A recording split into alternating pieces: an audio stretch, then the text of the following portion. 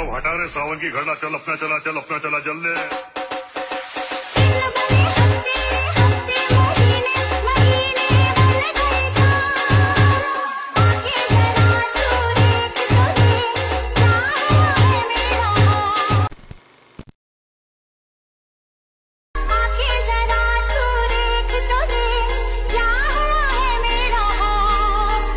अरे ये सब हटा रे सावन की घड़ा, चल अपना चला, चल अपना चला, चल ले।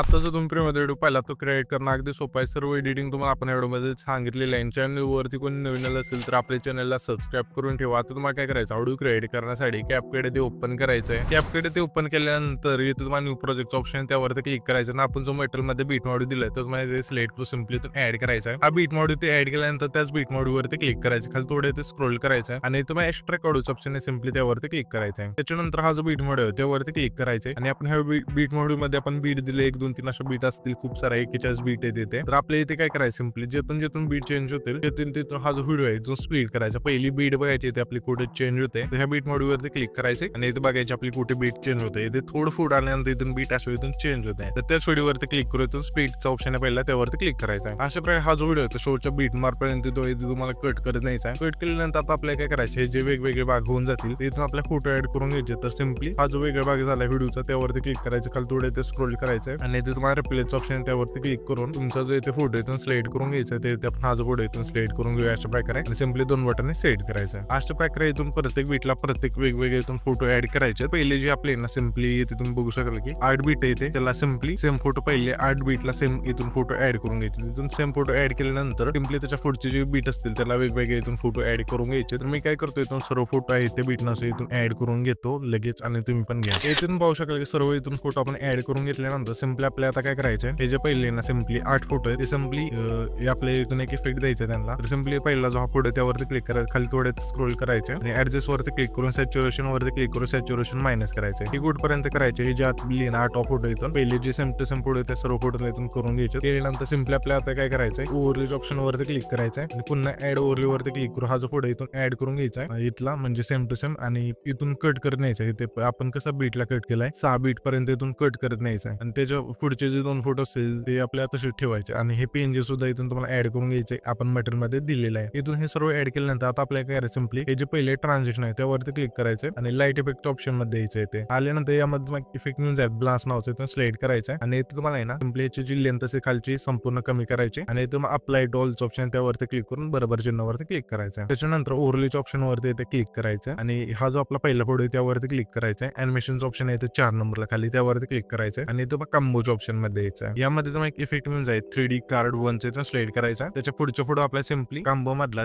3D कार्ड 2चा जो इफेक्ट आहे तो सिलेक्ट करायचा. पुन्हा त्याच्या पुढच्या फोटो आपल्याला आहे ना कांबो मधला 3D कार्ड 3चा जो इफेक्ट आहे तो सिलेक्ट करायचा. पुन्हा त्याच्या पुढच्या फोटो आपल्या कांबो मधला 3D कार्ड 4चा जो इफेक्ट आहे तो सिलेक्ट करायचा. पुन्हा त्याच्या पुढच्या फोटो आपल्याला आहे ना कांबो मधला 3D कार्ड 5चा जो इफेक्ट आहे तो सिलेक्ट करायचा. पुन्हा त्याच्या पुढच्या फोटो आपल्या कांबो मधला 3D कार्ड 6चा जो इफेक्ट आहे तो सिलेक्ट करायचा. त्याच्यानंतर हा जो आपला आहे ना 7वा फोटो आहे सिम्पली ओव्हरले मधला नाही, सिम्पली आपण ऍडजस्ट केला आहे लेअरला, त्या मेन लेअरला त्यावरती क्लिक करायचं. अॅनिमेशनचं ऑप्शन येते तुम्हाला 3 नंबरला खाली मिळून जाईल त्यावरती क्लिक करायचं. कंबो मध्ये द्यायचं, यामध्ये तुम्हाला इफेक्ट मिळून जाईल प्लॅनडोमा 1चा इथून सिलेक्ट करायचा. त्याच्या पुढच्या फोटो आपल्या कंबो मधला प्लॅनडोमा 2चा इथून इफेक्ट सिलेक्ट करायचा. पुन्हा त्याच्या पुढच्या फोटो आपल्याला आहे ना इथे आउट मधला सिम्पली डायनामिक कॉम्प्रेसाइडचा हा जो इफेक्ट आहे इथून सिलेक्ट करायचा आणि हा जो आपल्या 7 सेकंद तिथला फोटो आहे ना हा त्याच्या मागचे जे ट्रान्झिशन आहे त्यावरती क्लिक करायचं आणि इथं मग पुढच्या ऑप्शन मध्ये द्यायचं. यामध्ये तुम्हाला इफेक्ट मिळून जाईल 3D कीचा इथून सिलेक्ट करायचा आणि ह्याची लेंथ संपून येऊन बरोबर चिन्हावरती क्लिक करायचं. त्याच्यानंतर सिम्पली हा जो आपला आहे ना 10 सेकंदाची तिथला पुढे तिथे यायचे आणि अॅनिमेशनचं ऑप्शन आहे त्यावरती क्लिक करू इंच ऑप्शन मध्ये द्यायचं आहे. यामध्ये तुम्हाला एक इफेक्ट मिळून जाईल रॉक वर्टिकल यायचा, इथून इफेक्ट सिलेक्ट करायचा. त्याच्या पुढच्याला तोच इफेक्ट इथून सिलेक्ट करायचा रॉक वर्टिकल यायचा. पुन्हा त्याच्या पुढच्या फोटोला तोच इफेक्ट इथून सिलेक्ट करायचा. त्याच्या पुढच्या फोटोला तोच इथून इफेक्ट सिलेक्ट करायचा. म्हणजे हे जे 4 फोटो आहेत ना आपले 10 सेकंद आहेत तिथले 4 फोटोला इथून रॉक वर्टिकल जो इफेक्ट आहे इथून सिलेक्ट करायचा. त्याच्यानंतर त्याच्या पुढचा फोटो सेन फोटो आपल्या कांबो मधला स्ट्रेच अँड डिस्टोरचा जो इफेक्ट आहे इथून सिलेक्ट करायचा. पुन्हा त्याच्या